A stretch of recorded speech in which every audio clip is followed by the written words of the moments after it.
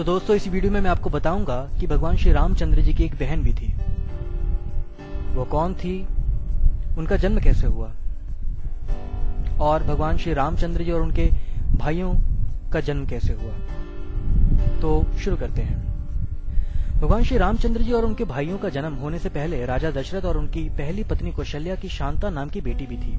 कौशल्या की बड़ी बहन वर्षिणी और उनके पति राजा रोमपत, जो राजा दशरथ के साथ एक ही आश्रम में पढ़ने के कारण उनके एक महान दोस्त भी थे, उनकी कोई संतान नहीं थी। एक बार जब वर्षिणी जी अयोध्या में थीं, तो उन्होंने मजाक मजाक में एक बच्चे की मांग की, जिस पर दशरथ ने वादा किया कि वह उनकी बेटी शांता को अपना सकते हैं। जैसे कि रघुकुल की रीत है, प्राण जाए पर वचन न जाए, उन्होंने ये वचन भी रखा।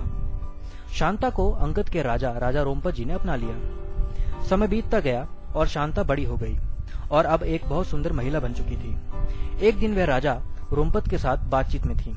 इस समय एक ब्राह्मण राजा रोमपत के दरबार में उनसे मानसून के दौरान खेती के लिए मदद का अनुरोध करने के लिए आए। अपनी बेटी शांता के साथ बातचीत में व्यस्त राजा रोमपत जी ने ब्राह्मण को नजरअंदाज कर दिया। इसके पश्चात ब्राह्मण जी ने राज्य छोड़ दिया। भगवान इंद्र देव जी, जो कि बारिश के देवता हैं, वे नाराज हो चुके थे क्योंकि उनके एक ब्राह्मण भक्त का अपमान किया गया था। भगवान इंद्र जी ने रोमपत को दंड देने का फैसला किया और इसीलिए आने वाले मानसून में बारिश नहीं हुई। इस शाप से मुक्त होने के लिए राजा रोमपत ने एक ऋषि शरण को बुलाया और उनसे भगवान इंद्र देव जी को प्रसन्न करने के लिए यज्ञ करने के लिए कहा, जो सफल भी हुआ। ऋषि को सम्मान देने के लिए राजा दशरथ और राजा रोमपत ने शांता से ऋषि शरण का विवाह करने का फैसला किया। अब तक राजा दशरथ जी का कोई उत्तराधिकारी नहीं था।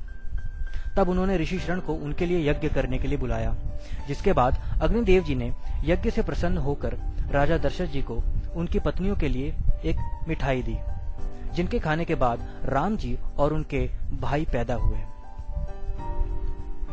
तो दोस्तों इस वीडियो में इतना ही।